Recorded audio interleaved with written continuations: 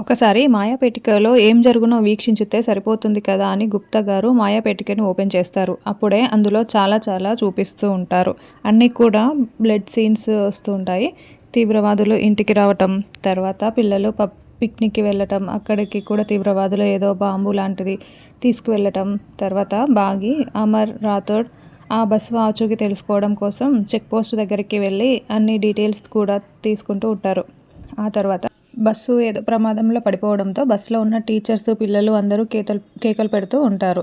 ఆ తర్వాత బాగీకి ఏదో గాయం తగిలి అక్కడ పక్కన భోగి మంట లాంటిది ఒక మంట ఉంటే ఆ మంటలో పడిపోతూ ఉండటం, అమరేమో గాయమైపోయి కుప్పకూలి నడవలేని స్థితిలో ఉండటం, ఆ తర్వాత కొండ మీద నుండి ఎవరో కింద పడిపోతూ ఉండటం, ఇదంతా కూడా గుప్తా గారికి కనిపిస్తూ ఉంటుంది.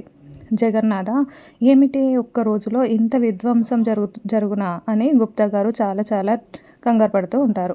ఏదో ఒకటి చేసి ఈ కుటుంబాన్ని కాపాడాలి, లేకపోతే అందరి జీవితాలు తారుమారైపోతాయి అని గుప్తా గారు అనుకుంటూ ఉంటారు.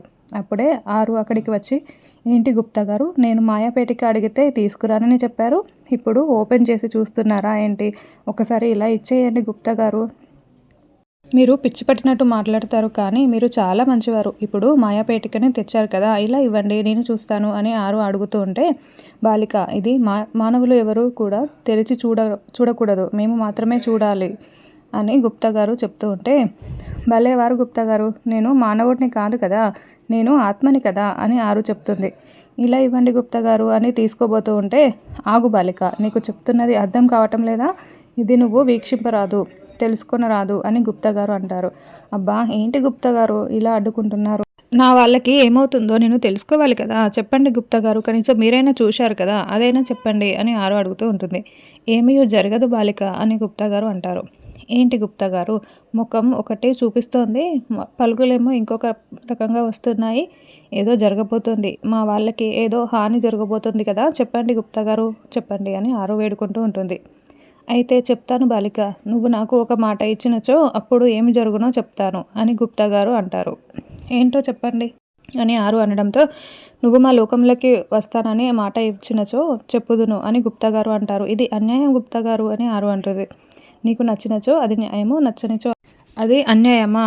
మా యమపురికి వస్తానని నాకు మాట ఇచ్చినచో మా ప్రభువులతో మాట్లాడి నీ కుటుంబానికి వచ్చే గండాన్ని రాకుండా అడ్డుకుంటాను, లేకున్నచో యథావిధిగా జరిగిపోవును అని గుప్తా గారు చెప్తారు. లేదు గుప్తా గారు, నేను రాలేను అని ఆరు అంటుంది. అయితే నీ కుటుంబము గండాల పాలిట పడుతుంది బాలిక అని గుప్తా గారు చెప్తారు. రాబోవు అమావాస్య మాకు అనుకూలము, నువ్వు కనుక మాకు మాట ఇచ్చినచో నీ కుటుంబానికి ఏమీ కాకుండా చేసేసి నిన్ను ఆ రోజున యమపురికి తీసుకువెళ్తాను. నువ్వు కాదని చెప్తున్నావు కదా, అయితే నీ కుటుంబం ప్రమాదంలో పడుతుంది, అదంతా కూడా ఇక్కడే ఉండి వీక్షింపుము అని గుప్తా గారు చెప్తారు. అప్పుడే రాథోడ్ పిల్లల్ని తీసుకుని ఇంటికి వచ్చేయడంతో, పిల్లలు వచ్చారు అని ఆరు వెనకాలే పరిగెత్తుకుంటూ కిటికీ దగ్గరికి వచ్చేసి చూసుకుంటూ ఉంటుంది. అప్పుడే అమర్, నువ్వేం బాధపడకు, పిల్లలకి ఏమైనా అవుతుందనో మేము భయపడతామనో నువ్వేమీ టెన్షన్ పెట్టుకోకు, మేము చాలా జాగ్రత్తగా ఉంటాము అని సదాశివం అమర్కి ధైర్యం చెప్తూ ఉంటాడు.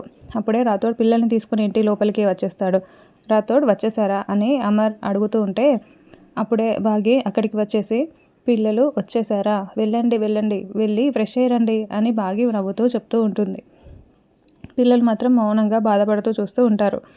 రాథోడ్ కూడా ఏమీ మాట్లాడకపోయేసరికి, ఏమైంది రాథోడ్ అని అమర్ అడుగుతూ ఉంటాడు. సార్, ఈరోజు స్కూల్లో అంజు పాప మీద కిడ్నాప్ అటాక్ జరిగింది సార్ అని చెప్పడంతో, ఏంటి కిడ్నాప్ అటాకా? అంజు, నువ్వు బాగానే ఉన్నావు కదా అని అమర్ ఒక్కసారిగా లేచి అంజుని పలకరించుకుంటూ ఉంటాడు. నాకేమీ కాలేదు డాడ్ అని అంజు చెప్తుంది. అసలు ఏం జరిగింది అంజు అని అమర్ అడగడంతో, మీరు పంపించారని ఒక పర్సన్ వచ్చారు డాడ్ అని అంజలి స్కూల్లో జరిగిన విషయం మొత్తం చెప్తుంది. అంజలి, నీకేమీ కాలేదు కదా అంజు, నువ్వు బాగానే ఉన్నావు కదా, చెయ్యేమీ నొప్పి లేదు కదా, నీకేమీ దెబ్బలు తగలలేదు కదా అని బాగా ఒక్కసారిగా అంజుని హగ్ చేసుకుంటుంది. చూసుకుంటూ కాళ్ళు చేతులు చూసుకుంటూ రిలాక్స్ అవుతూ ఉంటుంది. అంజలి కూడా మనసారా బాగిని హగ్ చేసుకొని ఏడుస్తూ ఉంటుంది. నా బంగారు తల్లి ఎంత భయపడిందో అని ఇదంతా కిటికీలో నుండి చూస్తున్న ఆరు ఏడుస్తూ ఉంటుంది. అంజలి, నీకేమీ కాలేదు కదా, చెప్పమ్మా చెప్పు అని బాగి అడుగుతూ ఉంటే, నాకేమీ కాలేదు మిస్ అమ్మ అని అంజు చెప్తుంది. నాన్న, అమర్ అంజలిని మనం హాస్పిటల్కి తీసుకువెళ్దాము, అసలే భయపడిపోయి ఉంటుంది కదా, ఎందుకైనా మంచిది, మళ్ళీ జ్వరం రాకుండా ఉండాలంటే హాస్పిటల్కి తీసుకువెళ్ళాలి అని నిర్మలమ్మ చెప్పడంతో, నాకేమీ కాలేదు నానమ్మ, నేనేమో భయపడలేదు, బాగానే ఉన్నాను అని, నేను అస్సలు భయపడలేదు నమ్మండి అని అంజు చెప్తుంది. అంత సులువుగా భయపడేదే అయితే మా పొట్టిది అంజు ఎలా అవుతుంది, వాళ్ళనే భయపెట్టి వచ్చి ఉంటుంది అని సదాశివం చెప్తూ నవ్వుతూ ఉంటాడు. అవునంటూ అంజలి నవ్వుతూ ఉంటుంది. చూడండి పిల్లలు, మీరందరూ కొన్ని రోజులు చాలా జాగ్రత్తగా ఉండాలి, ఎక్కడికి వెళ్ళకూడదు, స్కూల్ కూడా కొన్ని రోజులు వెళ్ళలేని పరిస్థితి, ఇంట్లోనే ఉండాలి అని అమర్ చెప్తుంటే ముగ్గురు పిల్లలు కూడా తలదించుకొని బాధపడుతూ ఉంటారు. అది గమనించిన బాగి, ఏమైంది పిల్లలు అని అడుగుతూ ఉంటే, అంటే డాడ్ అది స్కూల్లో 8th and 6th స్టాండర్డ్ వాళ్ళకి ఎక్స్కర్షన్ ప్లాన్ చేశారు, నేనే లీడర్ని కదా, నేనే లీడ్ చేస్తూ అందరినీ తీసుకుని వెళ్ళాలి, ఇప్పుడు నేను వెళ్ళలేదనుకో నన్ను ఆ లీడర్ పోస్ట్ నుంచి ప్రిన్సిపల్ తీసేస్తుంది అని అమ్ము చెప్పడంతో, అసలే అక్కకి ఆ లీడర్ పోస్ట్ నుంచి తీసేయడానికి ఏ రీజన్ దొరుకుతుందా అని ప్రిన్సిపల్ చూస్తూ ఉంటుంది. ఇప్పుడు కనుక స్కూల్కి వెళ్ళలేదంటే ఖచ్చితంగా ఆ పోస్ట్ నుంచి అక్కనే తప్పుకోవాల్సిందే అని ఆనంద్ ఆకాష్ కూడా చెప్తారు. ఏయ్, మీకేమైనా అర్థమవుతుందా, ఇక్కడ ప్రాణాలతో చెలగాటం ఎవరైనా ఆడతారా, బోర్డు పోస్ట్ ఉంటే ఉంటుంది, పోతే పోయింది, ఆ పోస్టు కోసం ప్రాణాల మీదకి తెచ్చుకుంటారా, బుద్ధి ఉందా అంటూ మనోహరి అరుస్తూ ఉంటుంది. చూడండి మనోహరి గారు, పిల్లలతో మాట్లాడేటప్పుడు ఎలా మాట్లాడాలో కాస్త ముందు వెనక ఆలోచించి మాట్లాడండి, ఇలా బాధపడేలా మాట్లాడకూడదు అని బాగి గట్టిగా వార్నింగ్ ఇస్తూ ఉంటే, హే నీకేమైనా చెవుడు వచ్చిందా, వాళ్ళు ఏం మాట్లాడుతున్నారో నీకు వినపడటం లేదా అని మనోహరి అరుస్తూ ఉంటే, ఇప్పుడే కదా నేను చెప్తున్నాను, అయినా విధవ పోస్ట్ ఉంటే ఉంటుంది, పోతే పోయింది అని మాట్లాడుతున్నారే, ఆ పోస్ట్ కోసం వీళ్ళు ఎంత కష్టపడ్డారో తెలుసా, అమ్ముతో సహా మిగతా ముగ్గురు కూడా చాలా కష్టపడితేనే ఆ పోస్ట్ వచ్చింది, ఆ లీడర్షిప్ వచ్చింది, అది మాకు ఎక్కువే, కానీ అమ్ముకి స్కూల్లో ఎవరూ తెలియకపోయినా కూడా, కొత్తగా జాయిన్ అయినా కూడా అందరితో మెప్పు పొందేసి ఆ లీడర్షిప్ని తెచ్చుకుంది.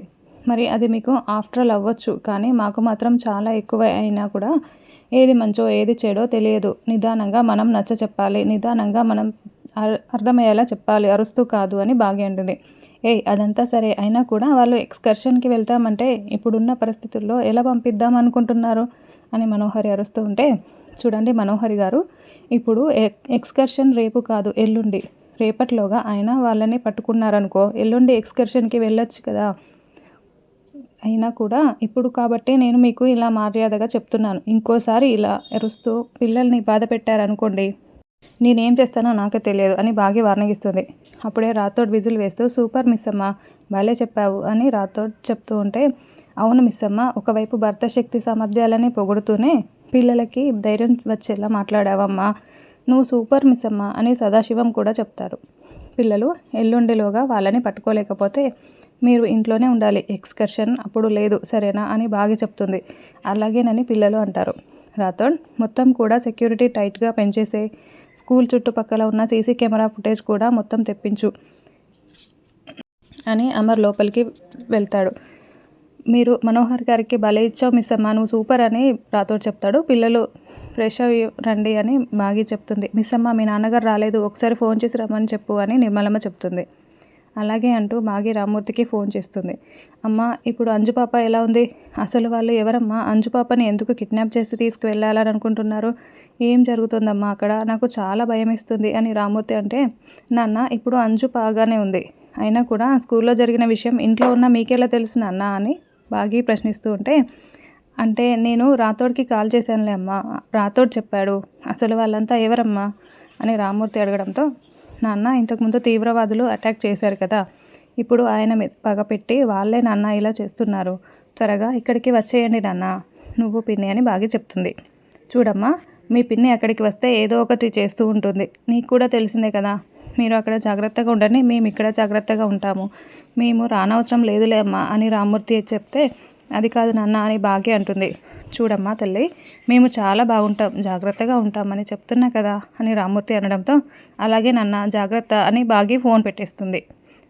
ఎప్పుడు ఎవరు వచ్చి అటాక్ చేస్తారో అని ఇంత భయమేస్తుందో, ఇంట్లో ఉండలేను, బయటికి వెళ్ళలేను, ఇదంతా కూడా ఆ అంజు వల్లే వచ్చింది. ఆ రోజు స్కూల్లో అమర్ చెప్పినట్లు అంజు చేయకపోయి ఉంటే వాళ్ళు అడిగింది అమర్ ఇచ్చేసేవాళ్ళు, వాళ్ళు వెళ్ళిపోయేవారు. ఆ రోజు అంజు చెప్పినట్లు చేయడం వల్లే ఈరోజు వచ్చి మళ్ళీ కక్ష కట్టి ఇలా చేయడానికి ప్లాన్ చేస్తున్నారు అని మనోహర్ టెన్షన్ పడుతూ ఉంటుంది. అత్తయ్య, ఆయన వస్తే నన్ను పిలవండి, నేను పిల్లల దగ్గరికి వెళ్తున్నాను అని బాగా చెప్తుంది.